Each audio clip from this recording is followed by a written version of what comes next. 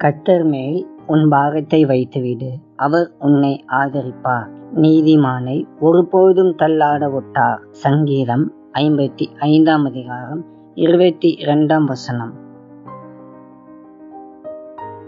நாம் ஏதோ ஒரு காரியத்தை குறித்த கவலையிலேயே மூழ்கி இருக்க தேர்ந்தெடுக்கும் போது அது நம்முடைய மனதில் எப்போதும் பெரிதாகிக் கொண்டே போகும்.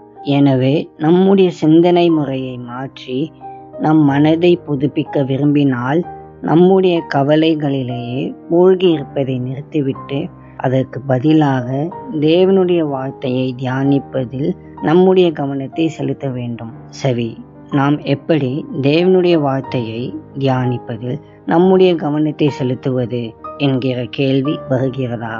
நமக்கு கவலைப்பட தெரிந்தால் தியானம் செய்யவும் தெரியும்.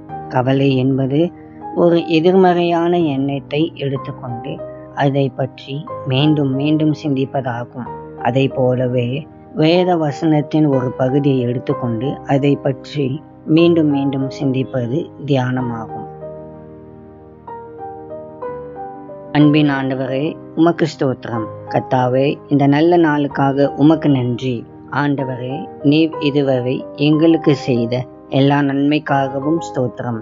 நாங்கள் எதை குறித்தும் வீணாக கவலைப்படாமல் உம்மையை நோக்கி பார்க்க எங்களுக்கு உதவி செய்யும். உம்முடைய வேத வசனத்தை தியானித்து வாசித்து அதன்படி நடக்க கிருபை தாரும். இயேசுவின் மூலம் ஜெபிக்கிறோம் பிதாவே, ஆமென்.